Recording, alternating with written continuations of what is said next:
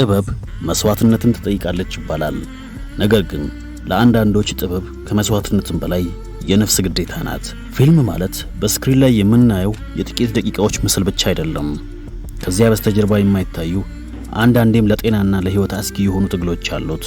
አንድ ተዋናይ የራሱን ማንነት ጥሎ የሌላን ሰው ህይወት ለመኖር ሲነሳ የሚከፍለው ዋጋ በገንዘብ አይለካም። ዛሬ በአና ሚዲያ በምስሉ ላይ የምናየውን የተወዳጁን ተዋናይ የሄኖክ ወንድሙን አስገራሚ ለውጥ እንደመነሻ በማድረግ ለጥበብ ሲባል የተከፈሉ ታላላቅ ዓለም አቀፍ መስዋዕትነቶችን እንቃኛለን። ይህ አና ሚዲያ ነው።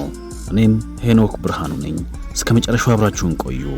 እንደዚህ አይነት አዝናኝ አስገራሚና ወቅታዊ መረጃዎችን ለማግኘት ቻናላችንን ሰብስክራይብ ያድርጉ፣ የደውል ምልክቱን መንካት አይርሱ። ምን አዲስ ከአና ሚዲያ ሰብስክራይብ በማድረግ ታማኝ የመረጃ ምንጮ ያድርጉን።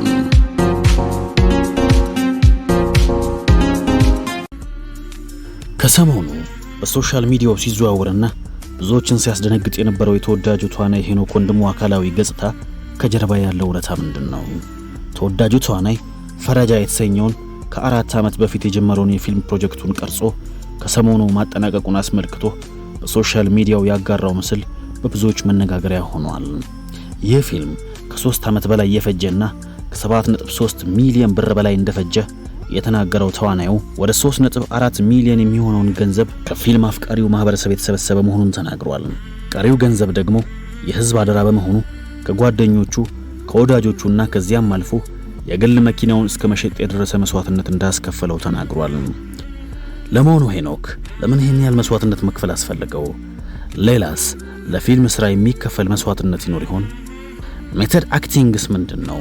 በኢትዮጵያ የፊልም ኢንዱስትሪ ውስጥ ለጥራትና ለኪነ ጥበብ ክብር ሲባል 3 ሙሉ ዓመታትን በአንድ ስራ ላይ ማሳለፍ ብርቅ በሆነበት በዚህ ዘመን ወጣት ሄኖክ ወንድሙ ፈረጃ የተሰኘውን ፊልሙን ለማጠናቀቅ የከፈለውን መስዋዕትነት አጠናቅቆ ለፍሬ አብቅቶታል። ባለፉት 1095 ቀናት ትኩረቱን በዚህ ስራ ላይ ብቻ ያደረገው ሄኖክ ወንድሙ ጉዞ አልጋ በአልጋ የተነጠፈ ባይሆንለትም ዓላማውን ሳያጥፍ እዚህ ደረጃ ደርሷል። ሄኖክ ስመጥር አርቲስቶች ከጎኑ ባልቆሙበት በዚህ ወቅት የህዝብን ድጋፍ መዋጮ በመጠየቅ ብቻ ከፍተኛ ትችት ቢሰነዘርበትም ለስራው ካለው ፍቅር የተነሳ ወደ ኋላ አላለም። ፊልሙ ይህን ያህል ረጅም ጊዜ ሊወስድ የቻለው ለገጸ ባህሪው የሚፈልገው የሰውነት ማንነት ለውጥ ወይም ትራንስፎርሜሽን እንዲሁም ለጥራት ከፍተኛ ትኩረት በመሰጠቱ እንደሆነም ይናገራል። ይህ በብዙ ትግልና በህዝብ ፍቅር የተሰራ ስራ የፊልም ኢንዱስትሪው ወደ ኋላ እየተጓዘ ነው ለሚሉ ወገኖች ትልቅ መልስ ይዞ እንደሚመጣ ይጠበቃል።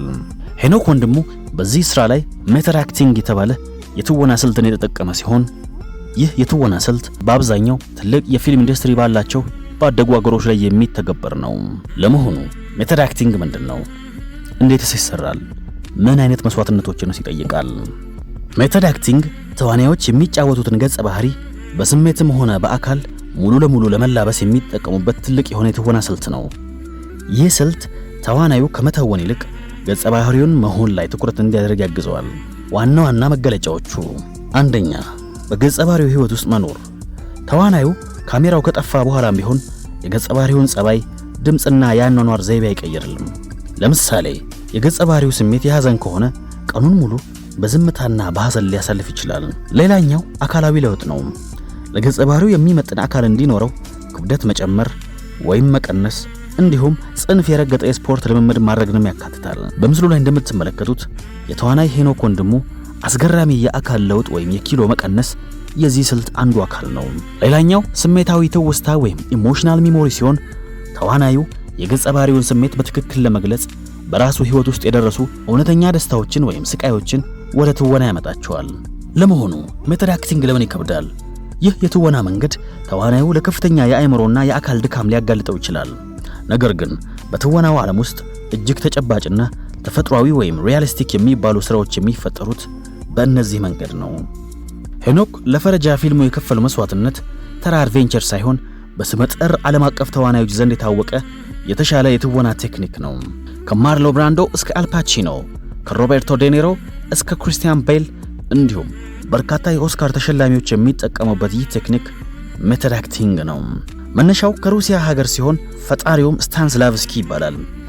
በዚህ ስልት መስዋዕትነት በመክፈል ታላላቅ ፊልሞችን የሰሩ ታላላቅ የዓለማችን ተዋናዮችን እንጥቀስ። ክሪስቲያን ቤል ዘ ማሽኒስት።